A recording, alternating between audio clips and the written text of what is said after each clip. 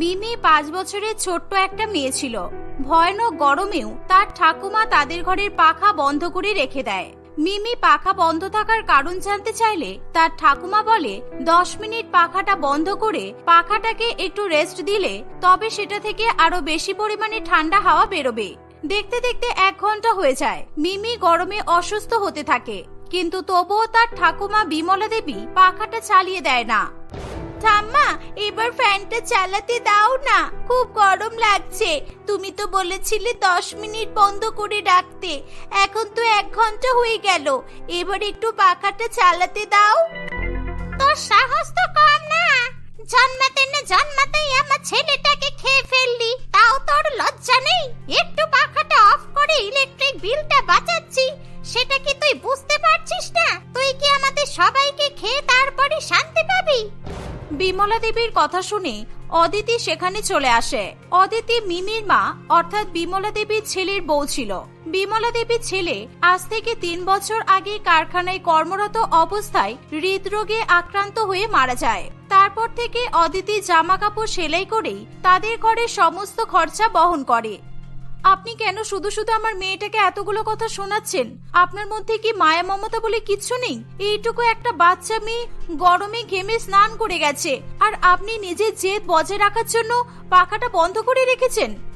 তোমার ভালোর জন্যই তো করছি। তুমি তো দিনরাত বলো যে তোমার যা রোজগার হচ্ছে তাতে সংসার চালানো মুশকিল হয়ে যাচ্ছে, তাহলে যদি একটু ইলেকট্রিক বিল বাঁচিয়ে দেই তাহলে দোষের তো কিছু নেই গো বাবা। দোষের কিছু নেই মানে? আমার মেয়েটার যদি শরীর খারাপ হয়ে যায়, ওকে নিয়ে যদি এখন হাসপাতালে দৌড়াদৌড়ি করতে হয়, সেসব নিশ্চয়ই আপনার কাম্য নয়। তাহলে রাখো সারাদিন ফ্যান চালিয়ে, দরকার হলে ঘরে একটা এসি লাগিয়ে নাও, তোমার তো পয়সার কোনো অভাব নেই।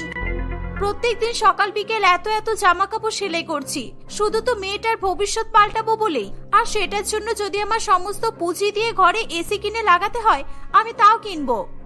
আমি ভালোই বুঝতে পারছি আমার ছেলে কেন এরকম অকালে চলে গেল। এরকম মেয়ে যার বউ হবে সে তো বেশি দিন ভালো থাকতে পারবে না। এই বলে বিমলা দেবী সেখান থেকে চলে যায়। অদিতি তার ঘরের পাখা চালিয়ে তার মেয়েকে সুন্দরভাবে ঠান্ডা জল দিয়ে গা মুছিয়ে আবার নিজে সেলাই মেশিনে বসে পড়ে। ঘরে বসে সেলাই করলে ছিটকা পড়ে সুতোর টুকরো নানান রকম জিনিসে গিয়ে পড়ে এবং ঘরটা পুরোপুরি নোংরা হয়। আর ঘর নোংরা হয়ে গেলেই তার শাশুড়ি মা তাকে অনেক অনেক কথা শোনাতো। এছাড়াও সেলাই মেশিনের শব্দে তার ছোট্ট মেয়ের ঘুমটা ভেঙে যাবে এসব ভেবে অদিতি 42 ডিগ্রি গরমেও বাড়ির উঠানে বসে সেলাই করত। মাঝে মাঝে গরমে তার প্রচন্ড শরীর খারাপ করত, কিন্তু সে কোনোভাবেই তার কাজ করা বন্ধ করত না। এভাবেই সময় কাটতে থাকে। গরম কমার বদলে দিনের পর দিন আরো বাড়তেই থাকে। একদিন, আমি আর গরমে থাকতে পারছি না, পাশের বাড়ির টুকটুকিরা কালকে এসি কিনে লাগিয়েছে, ওদের ঘরটা এখন অনেক ঠান্ডা হয়ে যাবে, তাই না মা?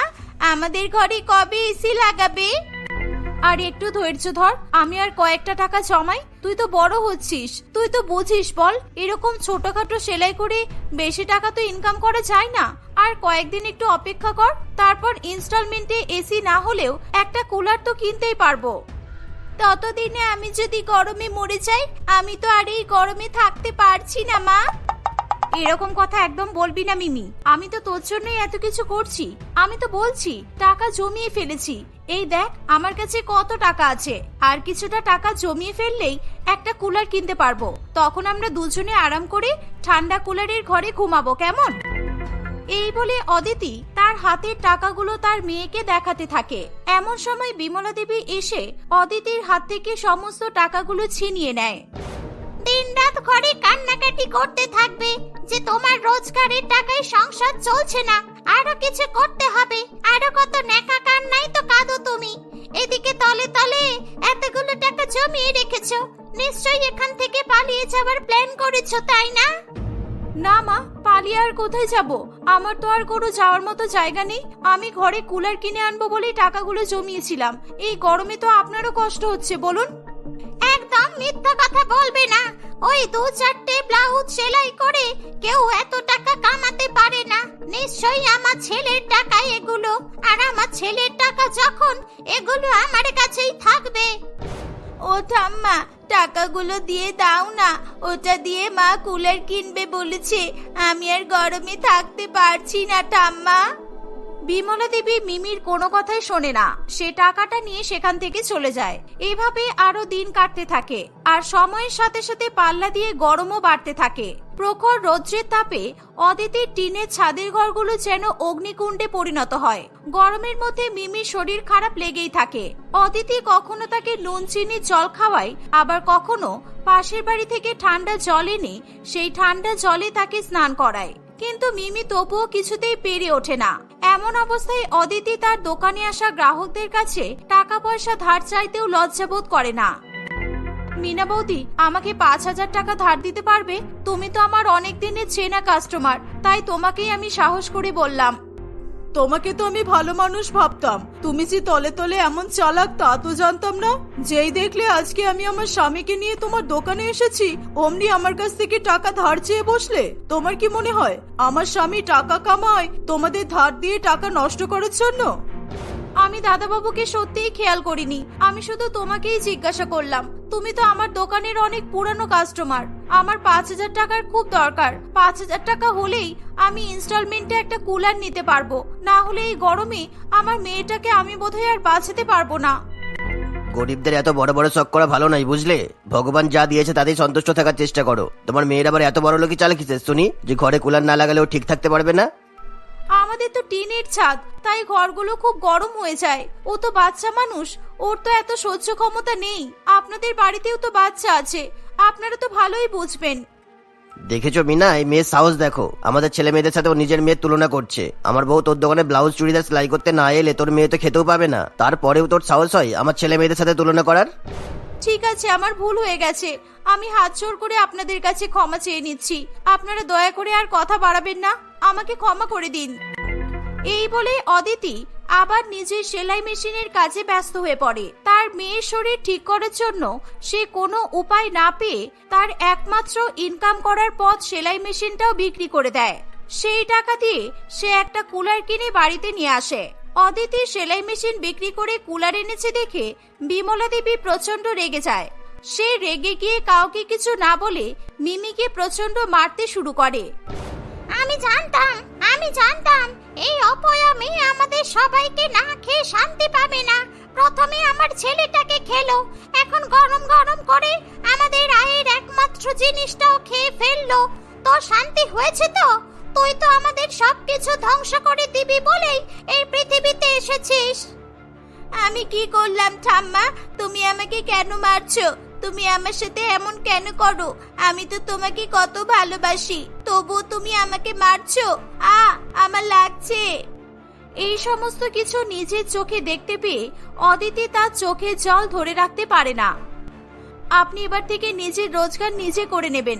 আমি অনেকদিন আপনার অত্যাচার সহ্য করেছি, আর নয় আপনি যখন তখন আপনার রাগ আমার মেয়ের উপর তোলেন। এইটুকু বাচ্চা মেয়েকে আপনি অনেক কষ্ট দিয়েছেন, আমি এমন আর হতে দেব না। কি করবে তুমি শুনি? তোমার মুরদ আছে কিছু করার? মুরদ থাকলে একটা ছেলের জন্ম দিতে পারতে, এমন একটা সর্বনাশী মেয়ের জন্ম দিতে না। এই মেয়ে তো বড় হয়ে বিয়ে করবে, তখনও আবার আমার বাড়ির এক গাদা জিনিসপত্র নিয়ে চলে যাবে। একটা ছেলে থাকলে কাজ করে ঠাকুমার খেয়াল রাখতে পারতো। সেরকম ভবিষ্যৎ তোমার নেই জেনেও তুমি কিভাবে সেলাই মেশিনটা বিক্রি করে দিতে পারলে? হ্যাঁ, আমি আপনার এই বাড়িতে আর থাকতে পারবো না। আমি আর আমার মেয়ে আজকে এখান থেকে চলে যাব। আপনি নিজের থাকার ব্যবস্থা নিজেই করে নেবেন। এই বলে অদিতি তার দরকারি কয়েকটা জিনিসপত্র নিয়ে বাড়ি থেকে বেরিয়ে পড়ে। হ্যাঁ হ্যাঁ যাও, পেটে টান পড়লে আবার ঠিক সুরসুর করে বাড়িতে চলে আসবে। তোমাদের স্বভাব জানতে আমার আর বাকি নেই।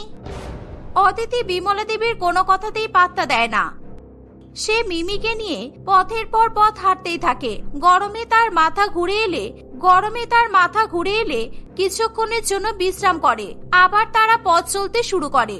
দেখতে দেখতে বেশ কয়েক ঘন্টা পার হয়ে আসে। প্রখর রৌদ্রের তাপে মিমির শরীর খারাপ করতে শুরু করে।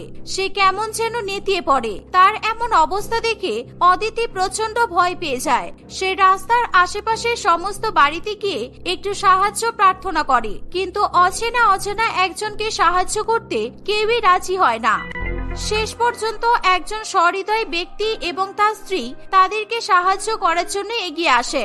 তারা মিমিকে তাদের বাড়ির ভেতরে নিয়ে যায়। তার চোখে মুখে জল দিয়ে তাকে এসি ঘরে ঘুমাতে দেয়।